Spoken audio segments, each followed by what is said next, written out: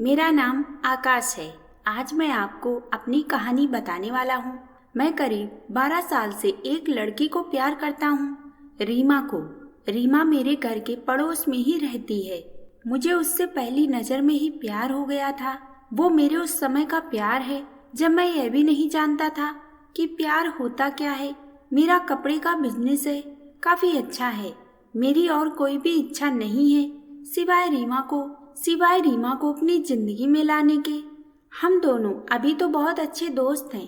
रीमा मुझसे सारी बातें शेयर करती है। अभी तक मैंने उसे प्यार का इजहार नहीं किया है।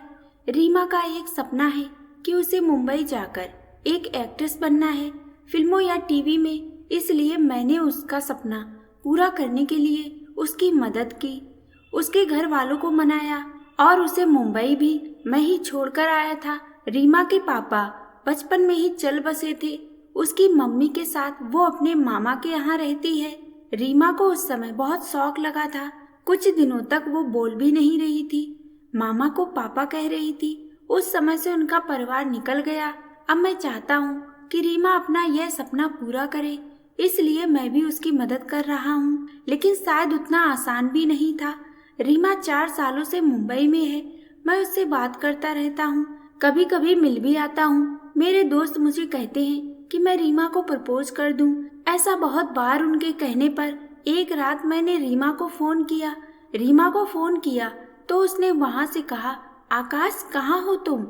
मैंने कहा, रीमा मैं अभी घर पर हूँ। वो बोली, घर मुझे यहाँ एयरपोर्ट पर छोड़ दिया। मुझे कुछ समझ नहीं आया। मैंने बोला, रीमा मैं आकाश। वो फिर बोली, हाँ बोलो। मैंने बोला कि मुझे तुम्हें कुछ कहना है। ऐसा कहकर मैंने आई लव यू बोल दिया और मेरी खुशी का ठिकाना नहीं रहा जब रीमा ने भी आई लव यू टू आकाश बोला और बोली कि मैं आ रही हूँ सुबह तुम्हारे पास। सुबह वो भी आई और साथ में उसकी माँ और मामा भी, शादी की बात करने। मेरे मम्मी पापा मानेंगे या नहीं इसका मुझे पता नहीं था, लेकिन उनके जाने के बाद मम्मी बोली कि 4 दिन में शादी है। मैंने बोला, इतनी जल्दी? मम्मी का मुंह थोड़ा सा उतर गया। वो बोली, यह सब तुम्हें पहले सोचना था, अब तो जल्दी करना पड़ेगा ना। मुझे घर वालों का रिएक्शन समझ नहीं आ रहा था, लेकिन मैं इस बात से ज्यादा खुश था कि मेरी शादी रीमा से हो रही है। जल्दी में क्यों हो रही है इसका मुझे पता नहीं था, लेकिन मैंने मना नहीं किया। शादी को अभी 4 दिन थे। मुझे रीमा की आंखों में अलग सा प्यार दिखाई दे रहा था, ऐसा मैंने पहले नहीं देखा था। हमारी शादी हो गई। शादी की पहली रात, सुहाग रात। मुझे यकीन नहीं हो रहा था कि यह सब सच है। रीमा बिस्तर पर थी। मेरे कमरे का दरवाजा लगाते ही वो उठकर मेरे पास आई। रीमा ने आकर मुझसे कहा, तुम्हें किसी ने कुछ बताया तो नहीं? मैंने कहा, क्या? रीमा बोली, मैंने ही मना किया था कि तुम्हें नहीं बताए। मैं खुद तुम्हें आज कुछ बताना चाहती थी। और फिर उसने जो बताया वो सुनकर मेरे सर पर आसमान सा गिर गया। वो बोली कि वो प्रेग्नेंट है और बच्चा मेरा है, और यह बोलते वक्त उसकी आंखों में आंसू थे। यह बोलकर वो मेरे गले लग गई। लेकिन यह कैसे हो सकता है? यह पहली बार था जब हम लोग गले लग रहे थे, तो यह बच्चा मेरा कैसे हो सकता था? और रीमा मुझसे झूठ क्यों बोल रही है? उस रात को रीमा मेरे कंधे पर सोई और ना जाने क्या क्या बातें कर रही थी, पर मेरा तो बुरा हाल था। अब मुझे समझ आया कि यह शादी इतनी जल्दी में क्यों हो गई, क्योंकि रीमा ने सभी को यह बताया था कि यह बच्चा मेरा है। इसलिए घर वालों ने शादी के लिए इतने जल्दी में हाँ कहा। मेरा प्यार रीमा के लिए बहुत था। अब मुझे ऐसा लग रहा था कि मैं बेवकूफ़ बन गया, पर रीमा जब भी यह बोलती उसकी आंखों में सच्चाई ही रहती। बार बार यह भी कहती कि वो मुझसे बहुत प्यार करती है और वो खुश भी बहुत थी। मैंने यह सब 3 महीने तक देखा। इस दौरान मेरे मन में न जाने क्या क्या चल रहा था। फिर एक रात मैंने रीमा को कहा कि रीमा यह सब क्या है, ये बच्चा किसका है? वो बोली, आकाश क्या मजाक कर रहे हो? मैंने बोला, रीमा तुम मुझे सच बता दो, मैं तुमसे प्यार करता हूँ। ये बच्चा किसका है? मैं इस बच्चे को अपना लूंगा। वो रोने लगी, बोली, क्या बोल रहे हो तुम? मुझे ऐसा समझते हो? क्या कहना चाहते हो? यह तुम्हारा नहीं है। उस रात मेरे सब्र का बांध टूट गया और मैंने रीमा को घर से जाने को कह दिया। रीमा उसी समय अपने घर रोती हुई चली गई। हमारे घरों में यह बात पता चल गई थी। रीमा मेरे प्यार का फायदा उठा रही थी। फिर एक दिन जब रीमा अपने घर वालों के साथ डॉक्टर के पास गई थी, तब एक औरत 56 साल की रीमा का पता पूछने मेरी दुकान पर आई। मैंने बोला वो उसका घर है, पर अभी वो है नहीं।